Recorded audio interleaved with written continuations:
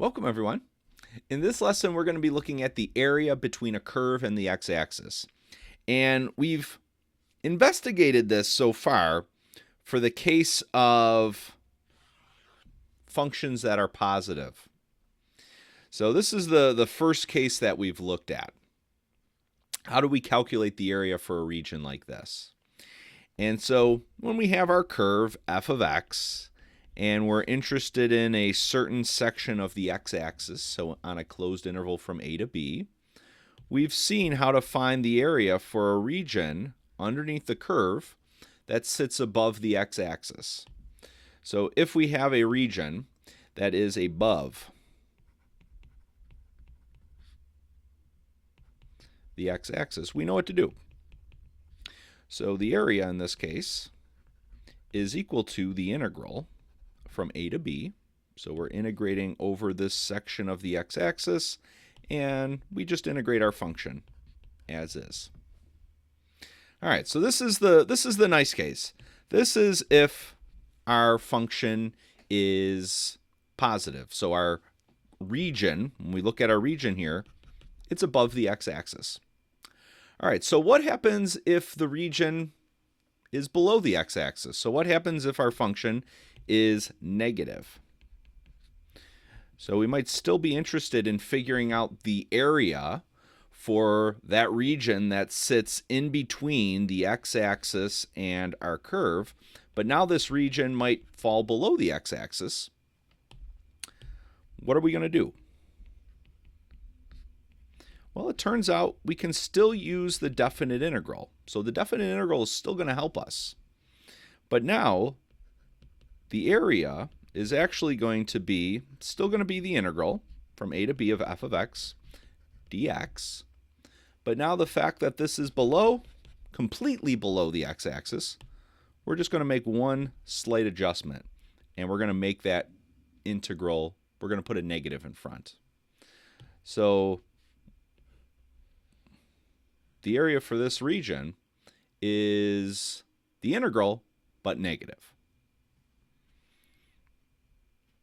And really what this is doing, this is kind of giving us a double negative here. So if we were just to calculate this integral outright, we would get a negative result because our function is below the x-axis. So this extra negative that we're putting in front kind of does, it's gonna kind of act like a double negative. So this is going to make our result positive. All right, so that's if our function, our region goes below the x-axis, we have this extra negative in front. Now, what's going to happen if we have something like the last case here, where it's partially above and partially below the x-axis? How are we going to handle that?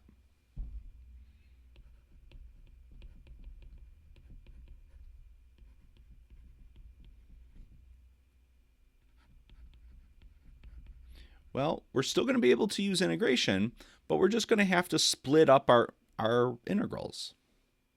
And so we're going to calculate the area for each of these sections separately. So the area in this case is going to be the area for the region that sits above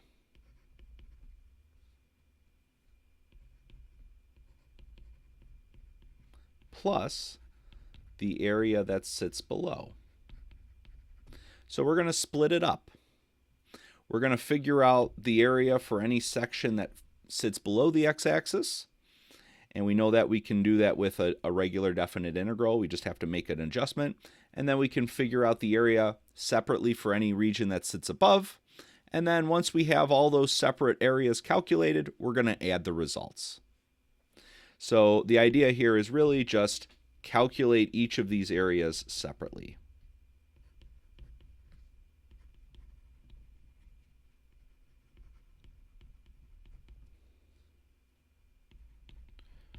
All right. So let's look at this case a little bit more, because what we're going to have to do is we're going to be interested in these intersection points. All right, so let's look at this problem of finding the area for the region in between a curve and the x-axis for a more generalized curve. So we have this, maybe this curve that dips below and then goes above, and we're interested in this region here. How do we find the area? Well, the real issue is that if we were to just do the integral, so let's suppose that we have this point here. So let's say we're interested in the section of the x-axis from A to B. If we were to just do the integral of our function f of x from A to B, what would this integral do? Well, the integral tries to smooth out the region. It tries to fill in any deficits.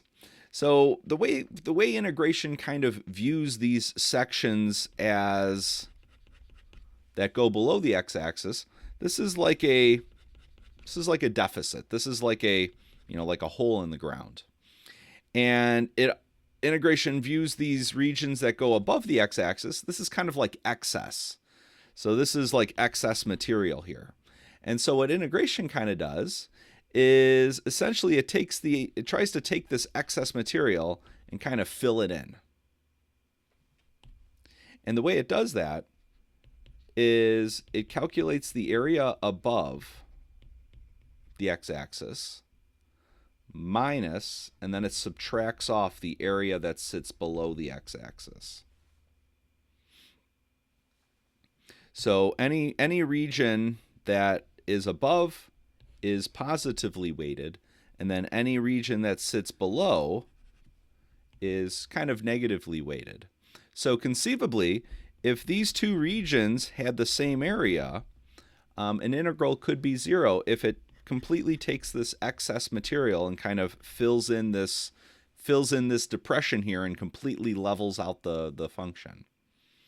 So when we integrate just a regular function from A to B, what it's doing is it's looking at regions that sit above, and then it's subtracting off the area for regions that sit below.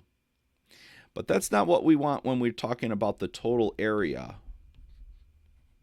So to get the total area, we want to do the opposite. We want the area above, but then we also want to add in the area that sits below. And so the idea, as we've said, we're going to figure out the area above separately from the area below. And our strategy on how to do this is to find the x values where our function crosses or intersects the x-axis. And the way we do this is by taking our function, setting it equal to 0, and then solving that for x. And then once we do that, that's going to give us the intersection points. And then we can figure out the intervals where f sits above the x-axis and where it sits below. And then we can figure out the area for each of those sections. So, in our little graph here, we have this point. Maybe we'll call it x equals c. And this is an intersection point that we would be interested in. This is where our graph crosses the x-axis. It sits in between A and B. And what happens with intersection points is this is where our function can switch from being below the x-axis and it can switch to being above. All right, so let's try an example. Let's try example 1. We're going to find the area for the region that sits in between the x-axis and the curve. And our curve here is f of x equal to x squared minus x. And we're looking in between 0 and 2. All right. So let's see how we're going to do this. And for this first one, we'll resort to a graph. It helps to picture these things. All right, so let's look at this. Here's our function. And what we see is that, so here's our function f of x. And what we see is it looks like there are two intersection points where our function crosses the x-axis. So it looks like around 0, and it looks like right around x equals 1. But let's actually confirm this with algebra. So the first thing we're going to do, is we're going to figure out the intersection points. We need to know where our function crosses the x-axis. All right, so we're going to take our function, f of x, just the original function, x squared minus x. We're going to set that equal to 0, and we're going to solve this equation for x. And our usual methodology, our usual strategy, factor. We get x times x minus 1 is equal to 0. And then each of those factors on their own gives us a solution. So we have the first factor here, we can set equal to 0.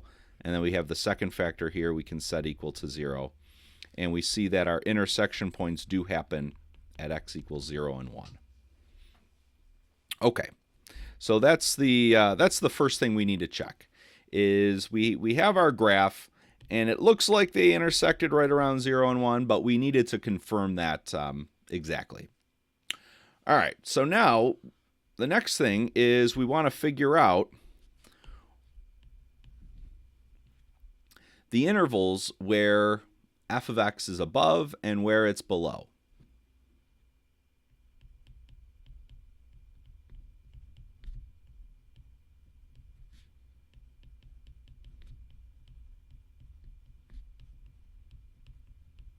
All right, and to do this, we can use the graph.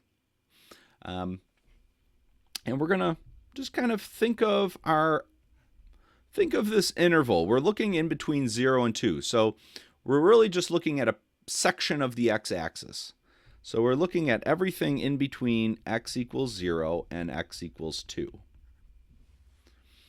And the only intersection points that matter are the ones that fall in somewhere inside this interval. So the ones that we found, both of them do. So both of them actually do matter here. So we have x equals 1 right in the middle. And those were our two intersection points. And what we want to do, what those intersection points do, is they really kind of split up this section of the x-axis into kind of two separate sections. We have this section in between 0 and 1, and then we have this section in between 1 and 2. And so we want to determine on these two sections here, is our function above or is it below? And let's do this graphically. So if we go down, we have our little section of the x-axis, and then in between 0 and 1, we see that our curve sits below the x-axis. And then in between 1 and 2, we see our curve sits above. So let's just record that. So in between 0 and 1, our curve is below. And in between 1 and 2, our curve sits above the x-axis. So now we know the regions where we have to make some adjustments, essentially, in order to get the area. Now, if we didn't have the graph, so why I think having a little number line here can be helpful is if we didn't have this graph, this picture of how our function looked, well, another way to figure out if our function is below or above is to use test numbers. So we could also use test numbers.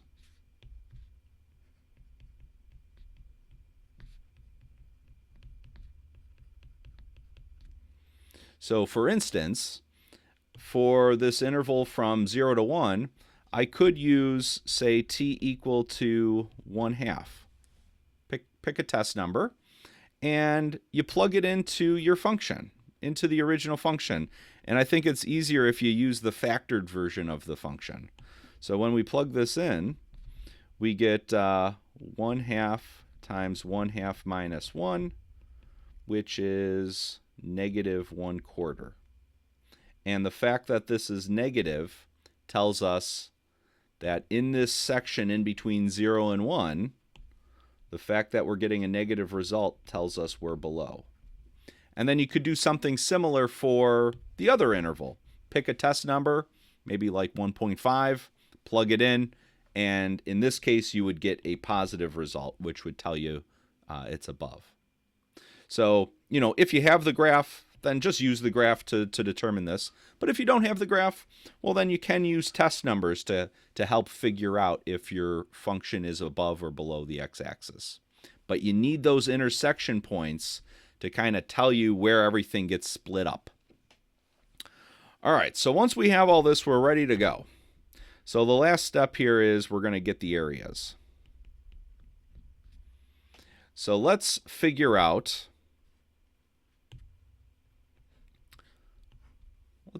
that area for the section that's below.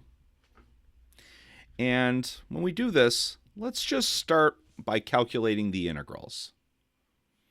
So we're going to integrate from 0 to 1, and our function here is x squared minus x. And then let's set up the other integral as well. It doesn't hurt to kind of do this all at once.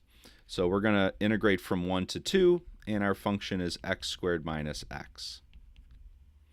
And let's calculate these integrals separately. All right, and we'll be able to reuse a lot of the same work, so that we're going to have the same antiderivative. So it's 1/3 x cubed minus 1/2 x squared. Same thing here, so might as well just kind of carry that over. And then for this first one, we put our vertical evaluate line. We're evaluating in between 0 and 1. And then for this other one, we're evaluating in between 1 and 2. All right, so let's plug in our numbers. So top number goes in first here. I get 1/3 minus 1/2. Again, powers of 1 are just 1. Then I subtract, and when I plug 0 in, I'm just going to end up with powers of 0. So, technically I'd have a minus 0 here, but I won't write that. So what we end up with, if we kind of simplify these two fractions, if we combine them, we end up with -1/6. So if we just integrated this function from 0 to 1, we're looking at this section right here. Why is this integral negative? Well, that's because our region sits below the x-axis. So right now, this negative here is kind of like a direction. It's telling us that this region sits below the x-axis. It's in the negative section. So we're going to have to make a slight adjustment for that negative, which we'll do at the end. All right, so let's finish up the evaluation for the other integral. So again, top number goes in first. So what do we get? We get 8/3 minus 2. And that's what we get when we plug in the top number. And then we want to plug in the bottom number. And we've already plugged in the x equals 1. And we saw that we get 1/3 minus 1/2. All right, so if we clean this up, what do we get? Well, we're going to end up with 5/6. So I'll leave it for you to kind of try to simplify these fractions. But we end up with 5/6. All right, so to get the area,